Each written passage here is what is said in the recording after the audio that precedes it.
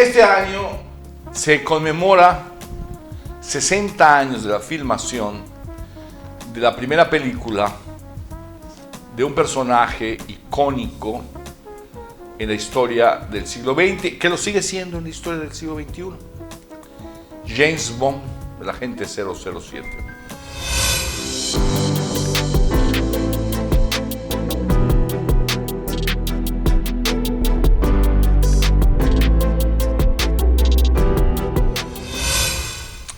La historia la escribe un agente retirado del M16, me parece que es el M16, porque hay M15 y M16, son los servicios de inteligencia británicos de los mejores del mundo. Hoy quizá los grandes servicios de inteligencia del mundo sean los británicos y los israelitas, por supuesto, los judíos. Entonces el M16 es el servicio interno de inteligencia, el M15, perdón, y el M16 es el externo. Ian Fleming fue agente de esos servicios, por eso conocía muy bien todas las entretelas y escribió y delineó a este grandísimo personaje del que vamos a hablar, que se volvió por muchos motivos, no por uno solo, sino por varios motivos, una figura emblemática de la historia del siglo XX y, repito, del siglo XXI, y quizá el gran representante de uno de las grandes cosas que representan a Gran Bretaña, ¿no? Acordémonos que cuando ahí se inauguran los Juegos Olímpicos, este último James Bond va a buscar a su majestad, la reina Isabel II, la lleva en helicóptero y hasta la empuja, ¿no? Con un poco de broma. Sí, entonces Ian Fleming ya conocía mucho de estos secretos y ese ya es un acierto, ¿no? Y ya con el maestro Álvarez vamos a profundizar un poco en la personalidad de este hombre, Bond, llámame Bond, ¿no? Sí, yo creo que uno de los motivos de éxito que tienen algunas películas es la buena selección de su elenco, de los personajes, buscarles el actor apropiado. Y yo creo que tuvieron un éxito enorme al contratar a este escocés, que tenía una filmografía muy pobre y había trabajado en el teatro en segundos papeles, pero que le dan la oportunidad en el satánico Doctor No, que ese se llamó. La primera, de hacer ese papel de ese agente, ¿verdad?, que está en lucha constante contra el grupo aquel malévolo, ¿verdad?, que pretende 20.000 daños. Y había algunas escenas que eran muy atrevidas para la época, la comentaba yo hace un momento, para los adolescentes que la vimos. Hay un momento en que aquella belleza que se llamaba Ursula Andrews sale del mar después de haber, así con su aparato para disparar flechitas, y sale con un vestido clareoso. Arpón, sale con su arpón. Con su arpón, pero digo, quedamos los muchachos tan conmovidos viendo a esa Úrsula. ¿Se le transparentó algo? Sí, se le transparentaba lo que se le podía transparentar en 1964. El Sacro Monte. No tanto, pero bueno, James Bond, el Connery, también queda impresionado de la belleza de esta mujer. Era que, desde luego, ilumina la pantalla. Pero la escena aquella donde le preguntan su nombre, y es la escena típica cuando dice Bond, James Bond. Ahí se tipifica Sean Connery como el primero y, en mi opinión, el mejor James Bond. Sin lugar a dudas. Sí. Incluso hizo la última que hizo, que no digas nunca, no jamás. Ya estaba con canoso y aceptó hacer un papel de un James Bond ya disminuido, que ya podía recibir sus golpecitos, pero aceptó volver cuando ya tenía películas importantes, porque después la carrera de Connery despegó. Hasta Hitchcock los cogió para amarme, acuérdate. Sí, cómo no. De manera que llegó a ser un buen actor. Vamos viendo algunos aspectos. primera característica de este personaje emblemático, es riquísimo en matices. La primera característica es que asoma en plena Guerra Fría. Los británicos, porque ellos siempre dicen, y con toda justa razón, que cruzando el Canal de la Mancha, les dicen los ingleses, y eso no está bien, porque Inglaterra es una parte del United Kingdom, se les debe decir los británicos, dicen ellos. También dicen una cosa que es completamente cierta, ¿no? Cruzando el Canal de la Mancha, de Southampton a Calais, ya no los entiende la gente. Y ¿cómo se llama? Eso es cierto. Pero bueno, los servicios de inteligencia británicos, muy fortalecidos por Winston Churchill durante la Segunda Guerra Mundial, pues fueron los que retrasaron, es decir, adelantaron el fin de la guerra al menos en 2 años, ¿no? Con la invención de aquella computadora, el código Enigma, que desbarató, que pudo descifrar los códigos secretos que se enviaban los alemanes. Sí. Y que lo hizo con todo el estilo británico, ¿no? Ya lo hemos comentado, ¿no? Sí. Que lo primero que descubren es que iban a bombardear un barco británico, y entonces todos se ponen contentos y dicen, hay que mover ese barco. Y le dice la superioridad, es decir, el propio Churchill, el barco no se mueve, pero señor, no se mueve. Si se mueve el barco, se mueve todo. Van a descubrir que lo sabemos. Que ya lo sabemos. Eso ahí hay un reflejo de James Bond. Sí. Después vamos a ver a ese James Bond. Entonces, el primer acierto es el segundo acierto. Es un personaje emblemático de la Guerra Fría, como eran los espías en aquel entonces, agredidos Occidente por Oriente. Y yo digo que en este momento... Solamente que hay que decir también que el orgullo británico estaba un poco herido en los años estos, sí, porque ya su imperio ya había ido desmembrándose, habían comenzado a obtener su libertad, que la India, que esto ya. Entonces los ingleses daban un motivo de orgullo. Entonces James Bond viene a hacer eso. El inglés, el detective que tiene, como decían, licencia para matar. Ay. Pero esa licencia para matar no es discrecional, o sea, él sabe, es un individuo moralmente que sabe el momento político adecuado para usar esa licencia. Bueno, usted sabe que en todas las películas James Bond está luchando contra enemigos de Occidente. Sí, así es. De Occidente. Eso es muy importante. Él no está peleando, está peleando con gente que en el fondo, aunque no se vean en la superficie, sí, están amenazando en realidad hay un grupo secreto que, digamos, que está por encima de los países, que es maligno, pero sí, por ejemplo, en la segunda película de Rusia con amor, ahí ya está clarísimo el dardo, porque incluso hay personajes que son muy rusos, ¿no? Y ahí sí, aquella cajita descodificadora que querían y robarle a la embajada rusa, ¿no? Ahí sí. Hay otro detalle que a mí me cautiva muchísimo, maestro, de Bond, llámame Bond, que me refleja un poco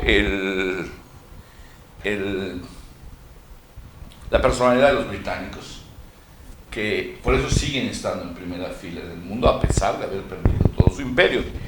El británico no permite vivir, es acotar el azar, sin dejar de ser audaz, pero hay que tener carta A, carta B, carta C, analizar al otro, al enemigo, al adversario, y tener una manera de cómo darle la vuelta. Y eso es James Bond, y esos son los británicos en el mundo. Hace poco, maestro, leyendo unos libros sobre el M15 y el M16, precisamente lo que se puede leer, lo que circula, ¿no? Porque hay cosas secretas, como me dijo un amigo mío sobre el Mossad. ¿Tú crees que los servicios secretos israelíes se llaman Mossad? Pues qué ingenuo eres. Ese es el nombre comercial para que los demás sepan. Sí, claro. Sí. Y entonces, Neil Chamberlain, que fue un ingenuo, que lo engañó Hitler, que fue un bruto, que qué baboso, que qué loco de ir a firmar el pacto aquel y haber llegado. ¿Qué? El pacto de Múnich y haber llegado a Londres. Aquí traigo la paz, etcétera, etcétera. No, nada de eso es cierto. Al puro estilo James Bond, fue a fingir también ese pacto para sacarle un año a Inglaterra para armarse, porque no tenían ejército ni tenían nada. Se habían desarmado. Pues sí es. Esos son los británicos. Hay otro punto, maestro, eso de no dejar nada al azar, bueno, que es muy cautivante en James Bond, de que usted nos va a hablar, esa aristocracia, esa elegancia. La elegancia, sí. Esos trajes de Jane Connery. No. El Aston Martin. No, hay un momento en que hay una película, no sé cuál, en donde sale con un traje de esos para bucear. Se lo quita y debajo está el smoking. Y ya es él. Hasta la forma de tomar el cigarro, tomar la copa. No, Sean Connery era elegante, hasta en sus papeles más violentos. Bueno, es que si usted lee a Ian Fleming, la gente es un hombre elegante, toma ese martini, ¿no? Cuando se ven los productores, Sean Connery ya no quiere, encuentran a Roger Moore. Y le medio da. Era otro inglés elegantísimo. Había hecho El Santo en la televisión. Era un investigador. Pero Roger Moore era muy elegante. Muy Pero elegante. no le llegaba, pero porque era, Sean Connery era tenía, muy elegante. Pero ¿a quién buscabas? Pues entonces encontraron a este inglés elegante que sabía, era actor, estaba muy bien, fue muy bueno Roger Moore. No como Connery era elegante para caminar y para correr. Era elegante para correr, era elegante para golpear. Sí. Y ese detalle, ¿no? Agítese. No se revuelva. Le preparaban el martini, ¿no? Sí. Agítese. No Sí, cuando se da cuenta que el otro no es una persona. No. Porque pide vino tinto con el pescado. Y dice, no, eso jamás. Esto jamás es una persona de buen gusto. Somos la solución térmica y en laminados con más de 40 años de experiencia, esforzándonos por dar un servicio personalizado. Selma Muro y Techo. Realizamos acabados de lámina galvanizada pintada, aluminio, acero inoxidable y vinil según los requerimientos en calibres que en el proyecto necesite. Utilizamos los calibres de lámina que usted requiera inyectadas con poliuretano de 46 kilogramos y metros cúbicos. Proporcionamos la mayor capacidad térmica con el proceso de inyección y con el sistema machembrado con ganchos internos. Se garantiza la hermeticidad de nuestros paneles al armado con una recuperación de desensamble de un 100%, lo que permite ampliar, modificar o recuperar los materiales en el caso de requerirlos, sin perder las bondades de los paneles. Así tendrán una inversión directa y un ahorro energético. Realizamos casetas de vigilancia, cajas térmicas para camiones a la medida que solicite. Elaboramos colchonetas, cortinas hawaianas, oficinas y puertas para andenes refrigerados y cámaras frías.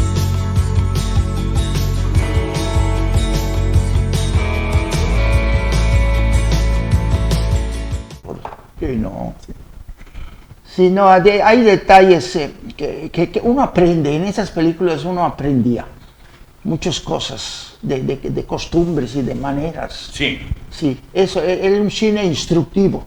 Y paulatinamente, como fue llegando los nuevos, entraron esos efectos especiales, esas carreras de coches, esas destrucciones que no eran necesarias en esas primeras películas. ¿Cómo van a ser?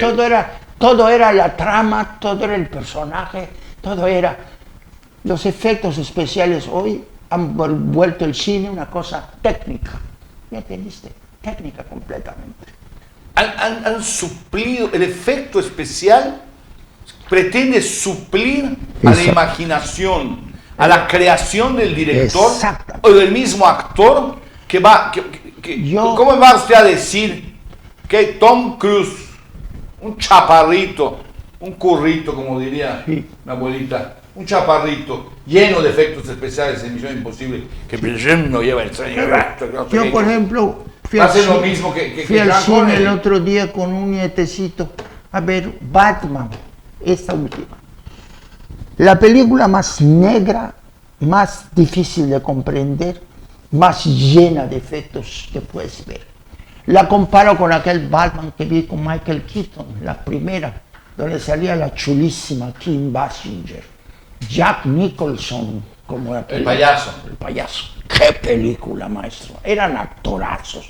Veías a los personajes, no había esas persecuciones tremendas y esas luces y esas apariciones súbitas. No, había la trama. Entonces la gente entraba en esa trama, tenía que pensar, reflexionar. Aquí no puedes, porque está pasando sucesivamente varias cosas. O sea, es lo que ahora están viendo las gentes. Desgraciadamente, los efectos pueden ser buenos, pero destruyen la estructura del actor. ¿Verdad? Como que no le dan vamos a decir, la dignidad de su trabajo. Yo, por todo esto, por su elegancia, su aristocracia, por su previsión, la capacidad de prever y de estar alerta, no dejar nada, tratar de no dejar nada al azar. La ley de la vida es el azar, desde luego, por excelencia, ¿me entiendes? Pero tratar de vivir en armonía con esa ley, por el momento, por la Guerra Fría, por el Aston Martin, o sea, hasta los príncipes se casan y luego salen con sus mujeres y se van con el Aston Martin famosísimo. Hubo en Londres y seguramente va a haber ahora la exposición de la ropa de este hombre y de las cosas de este hombre, de Sean Connery. Claro, un museo Sí. de James Bond. De James Bond. De Sí, todos los yo James Bond. creo que la ceremonia del Oscar, pues, aunque se ha ido un poco demeritando por el COVID y porque ya no es el espectáculo aquel precioso, masivo, con actores ahí enfrente. Sin embargo, el espectáculo sigue teniendo su magia y este año pues se va a dedicar a James Bond, los 60 años y a los 50 años de una gran película De la que que vamos es a hablar. El Padrino. Pero Sí, a esas dos películas y esperemos en el espectáculo que nos van a pasar escenas claves de todas las de James Bond. Escenas claves y los personajes y los actores que lo interpretaron. Cuando yo leo las noticias, las tristes noticias sobre la agresión de Rusia a Ucrania, pienso en James Bond. Pienso en James Bond. Sí.